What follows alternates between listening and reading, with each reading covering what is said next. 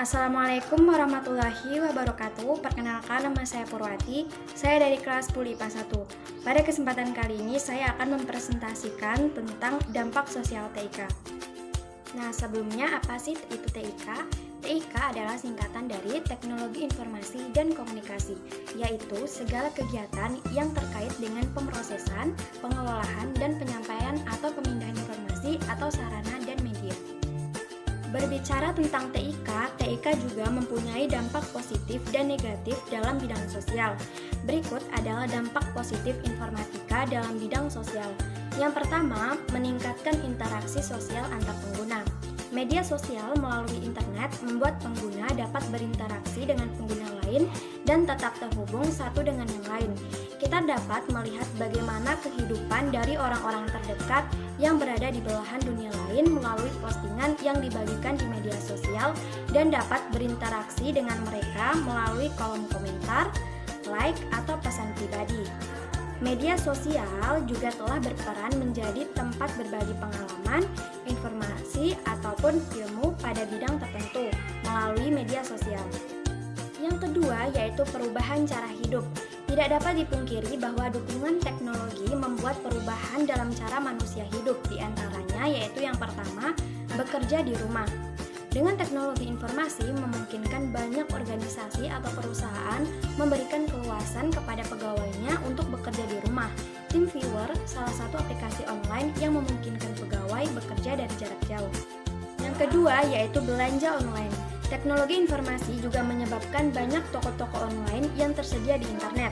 Kiana Komputer yang beralamat di seperti yang sudah saya paparkan ini adalah salah satu contohnya. Hal ini kemudian mengubah cara pengguna mencari dan membeli kebutuhan hidup mereka. Pembeli lebih suka belanja online dibandingkan dengan pergi ke toko konvensional. Yang ketiga yaitu kemudahan memulai usaha. Seorang penjual dapat dengan mudah memperkenalkan barang-barang yang dia jual melalui internet. Komunikasi dapat dilakukan melalui media sosial atau aplikasi pengiriman teks seperti WhatsApp, dan transaksi pembayaran dapat dilakukan dengan menggunakan mobile banking atau online banking. Yang ketiga yaitu perubahan jenis pekerjaan. Kehadiran teknologi menyebabkan terbukanya peluang-peluang baru untuk profesi-profesi yang baru. Di antaranya yaitu blogger. Blogger adalah orang-orang yang menempatkan berbagai jenis informasi di internet dalam bentuk tulisan untuk diakses oleh orang lain ke dalam sebuah blog atau halaman web. Contohnya adalah seperti yang sudah saya paparkan sebagai berikut.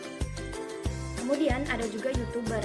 YouTuber adalah sebutan bagi mereka yang bekerja membuat konten video dan menempatkannya di situs YouTube.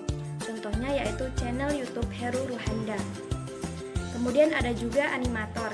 Animator adalah orang-orang yang bekerja membuat animasi atau gambar bergerak yang dibuat menggunakan aplikasi tertentu. Kemudian ada juga selebriti media sosial. Selebriti media sosial adalah pengguna media sosial yang mempunyai jumlah pengikut atau followers atau pelanggan subscriber yang banyak. Kemudian ada juga berbagai layanan yang lain. Layanan internet banking mengubah cara nasabah melakukan transaksi perbankan yang membuat nasabah dapat melakukan transaksi dari mana saja dan kapan saja. Layanan ojek dan taksi online telah mengubah cara manusia dalam memilih transportasi. Layanan pesan antar makanan telah mengubah cara manusia dalam memesan makanan dari restoran favorit. Perubahan yang keempat yaitu perubahan cara kerja. Salah satu contoh dampak teknologi informasi yang mengubah bagaimana cara kerja manusia adalah proses pembedahan jarak jauh. Teknologi Internet of Things atau IoT dapat menghubungkan berbagai mesin dengan sebuah komputer dan teknologi 5G, membuat proses pengiriman data dan perintah melalui internet menjadi lebih cepat dan tanpa delay. Nah, selain mempunyai dampak positif, informatika atau informasi juga memiliki dampak negatif. Di antaranya yaitu yang pertama, penyebaran hoax. Hoax didefinisikan sebagai rencana menipu orang lain dengan cara memberikan berita yang tidak benar. Hoax seringkali diproduksi dan disebar dengan berbagai alasan, baik alasan politik, ekonomi, popularitas, maupun hanya sekedar iseng belaka. Kemudian yang kedua yaitu ujaran kebencian. Ujaran kebencian banyak dilakukan di media sosial.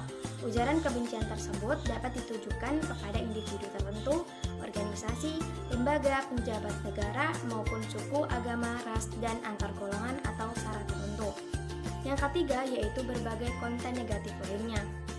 Banyak bentuk konten negatif lain yang sering disebarkan melalui media sosial atau aplikasi internet lainnya, seperti pornografi anak, perjudian, penghinaan atau fitnah atau pencemaran nama baik, pengancaman atau pemerasan, dan konten berbau terorisme dan radikalisme. Yang keempat yaitu penipuan. Ada banyak modus penipuan menggunakan teknologi informasi, diantaranya yaitu mengirimkan pesan dengan iming-iming hadiah, pura-pura ingin mengirimkan uang ke rekening korban, kemudian meminta seolah-olah yang meminta adalah pemilik akun, pura-pura menjual barang yang sebenarnya tidak ada, dan lain-lain. Yang kelima yaitu cyberbullying. Kalau bahasa sederhananya disebut dengan bully. Meskipun tidak berhubungan langsung secara fisik, cyberbullying seringkali dapat memberikan dampak yang merusak kepada korban yang masih di bawah umur dan remaja. Korban sering menderita kegugupan, malu, stres, depresi, bahkan keinginan untuk bunuh diri. Kemudian yang keenam yaitu menurunkannya kualitas interaksi sosial. Phubbing adalah menarik diri dari interaksi dengan sesama dan mengalihkan perhatian ke gadget.